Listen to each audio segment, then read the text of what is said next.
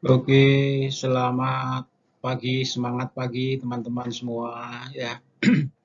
Selamat bertemu kembali ini di bagian keempat dari eh, bagian yang terkait dengan bagaimana metode praktis melakukan penyusunan karya ilmiah ya.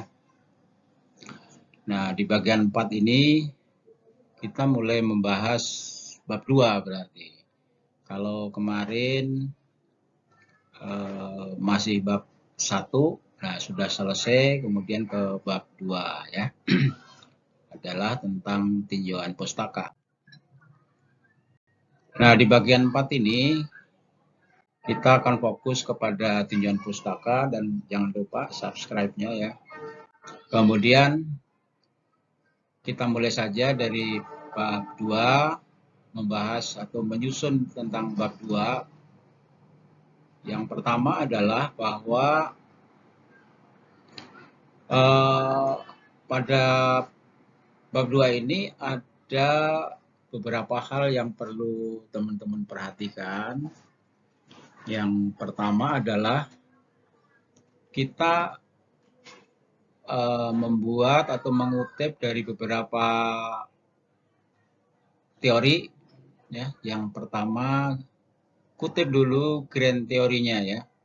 Jadi kita mengutip grand teori, kemudian middle teorinya, kemudian applied teorinya. Jadi ada 3 muatan teoritis yang terkait dengan tinjauan pustaka di bab 2 ini.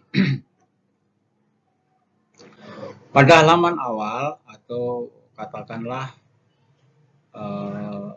21 ya, tinjauan pustaka, kutip 3 teori ya. Jadi kalau mengutip teori supaya kita lebih memahami, kutip 3 teori dulu dari para pakar ya. Kemudian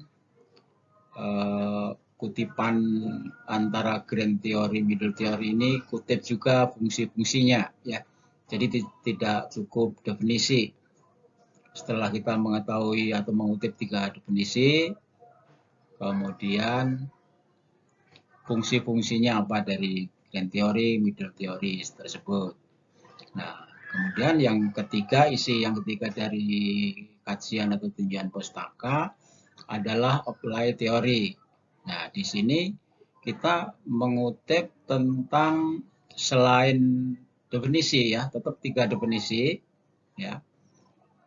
Kemudian selain 3 definisi di apply terutama ya, di apply itu selain 3 definisi kutip juga 1 sintesa ya, kesimpulan. Jadi selain terutama di applied ini, misalnya tadi saya contohkan di minggu-minggu lalu adalah tentang budaya kerja, maka kutip definisi budaya kerja dari 3 pakar. Setelah kutip itu buatlah sintesa atau kesimpulan. Nah, biasanya setelah mengutip teori A, teori B, teori C atau definisi dari A, B, C, biasanya peneliti langsung membuat kesimpulan. Jadi berdasarkan kajian teori tersebut di atas, bla bla bla bla, maka penulis dapat menyimpulkan kira-kira seperti itu kesimpulan atau sintesanya. Nah, selain itu, khusus untuk apply teori ini juga harus menulis, mengutip dimensi-dimensi atau indikator-indikator dan faktor-faktor yang mempengaruhi dari variabel tersebut. Kutip juga. Jadi kita lebih memperkaya pada poin 3, pada apply teorinya. Kalau yang grand sama middle cukup definisi dan kalau perlu hanya fungsi-fungsinya saja. Nah, kalau untuk applied ini betul-betul kita harus kaya, jadi jangan dangkal, harus betul-betul banyak mengutip teori terkait dengan variabel yang akan kita teliti. Ya, saya pikir kalau masalah grand teori, ya contohnya misalnya seperti menurut GR teori, GR ya, bukan R teori, GR teori dalam arti bla bla bla itu kutip lah, nggak perlu saya jelaskan. Grand teorinya seperti itu. Middle teori juga seperti itu, tulis 3 dan fungsi-fungsinya. Nah, apply teori juga contoh, ini contoh-contoh aja. Jadi intinya Anda mengutip, terutama di applied ini harus 3 definisi. Nah, selain mengutip 3 definisi dari applied teori dan menyimpulkan, kemudian dimensi faktor yang mempengaruhi, indikatornya, itu juga selanjutnya setelah itu maka tulis juga, kutip juga hasil penelitian terdahulu. Nah, biasanya masuk pada sub 22. Ya. Di sub, kalau saya pikir nggak perlu saya jelaskan tadi masalah grand theory, karena tinggal mengutip, jadi tidak perlu saya jelaskan.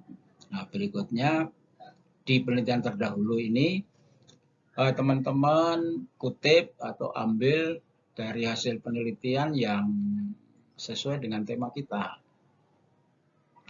Kemudian berapa jumlahnya? Ya tentu lebih banyak, lebih bagus.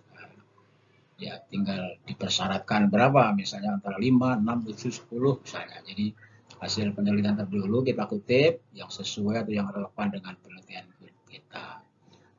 Dan biasanya ini dalam bentuk tabel ya. Dalam bentuk tabel yang isinya tabel itu siapa penelitinya, dari institusi mana, kolom 1, 2, kemudian ada hasilnya, kolom 3, metodenya atau alat analisisnya apa, metodenya apa, kemudian persamaan dan perbedaan. Jadi kadang-kadang tidak dikutip persamaan dan perbedaan. Jadi kolom-kolom itu penting ya. Ini nggak saya contohkan, tapi kira-kira tabelnya seperti itu. Nah, berikutnya biasanya di 23 adalah kerangka pemikiran. Ya.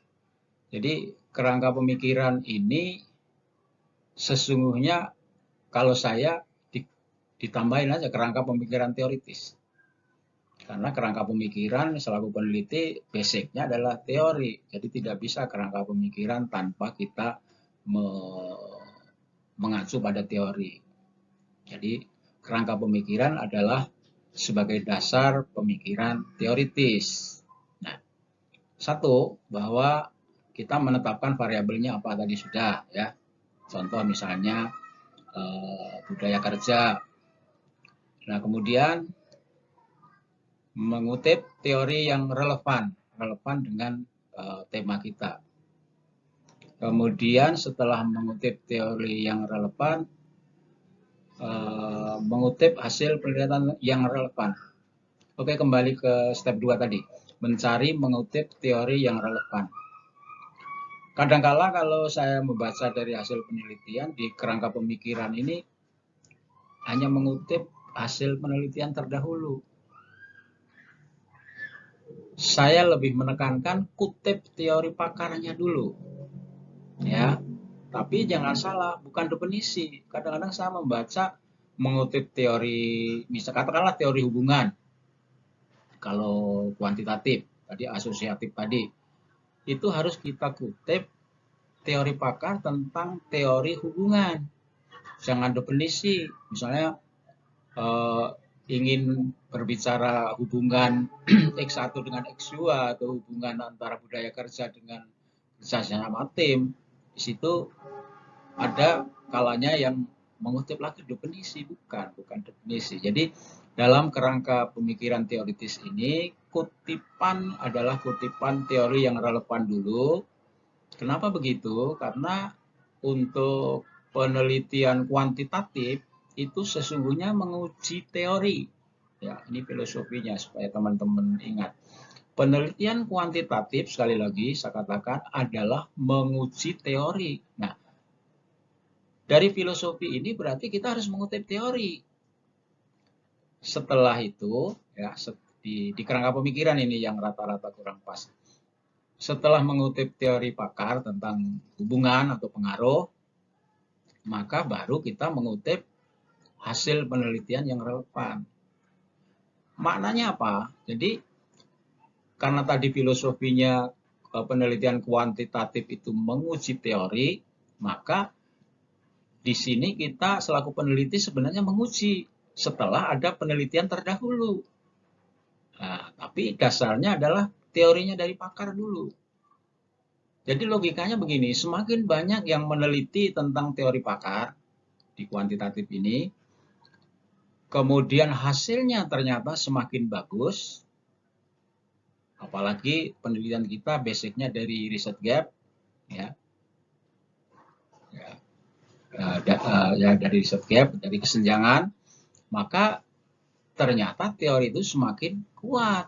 Ini maksudnya, tujuannya sebenarnya. Jadi kita itu di kuantitatif ini itu adalah kita menguji teori. Maka sekali lagi di kerangka pemikiran ini saya tandaskan, kutip teori pakar dulu, diperkuat dengan hasil penelitian, nanti seperti apa pemikiran kita, penelitian kita. Nah, oleh karena itu dalam kerangka pemikiran teoritis ini yang keempat adalah berarti kita memberikan argumen teoritis. Itu, argumen teoritis. Makanya jangan lupa kutip pakar tentang hubungan atau pengaruh ya.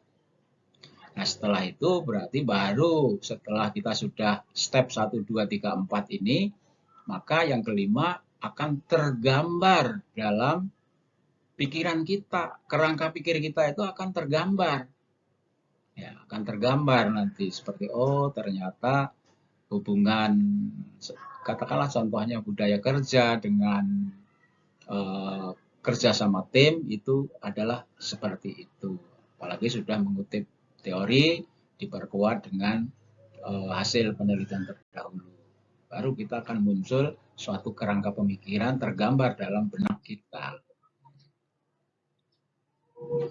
Ya, seperti yang lalu tadi sudah saya sampaikan, misalnya kita menetapkan variabelnya adalah budaya kerja, kerja sama tim, dan kinerja. Dasar pemikiran teoritis ya. Satu, kutip teori pakar tentang hubungan, bukan definisi. Kemudian kutip teori pakar tentang pengaruh, bukan definisi. Sekali lagi saya ingatkan karena banyak kekurangan di sini rata-rata ya. Banyak kekurangan di sini, makanya ini saya tekankan. Kemudian kutip teori pakar tentang efektivitas misalnya kalau kita kebetulan kualitatif ya. Ya, itu tadi sudah saya sampaikan bahwa mengutip teori pakar yang relevan itu adalah pada dasarnya kita akan memperkuat hasil penelitian dan memperkuat teori-teori yang sudah disampaikan oleh para pakar. Jadi menguji teori.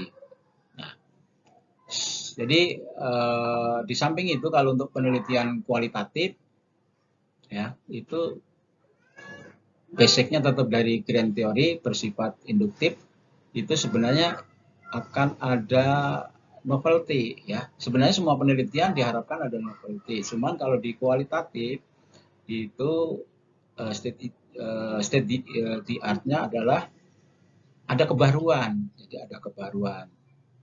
State the art-nya adalah kebaruan khusus untuk yang kualitatif ya. Kalau kuantitatif ya tetap kita menguji kesenjangan tadi seperti apa. Sebenarnya juga kebaruan, cuman akan lebih spesifik itu kalau kebaruan atau novelty itu ada di kualitatif. Ya.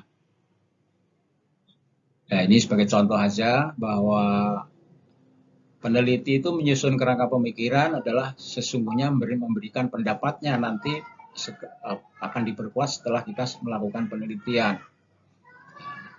Jadi memperkuat teori sebelumnya.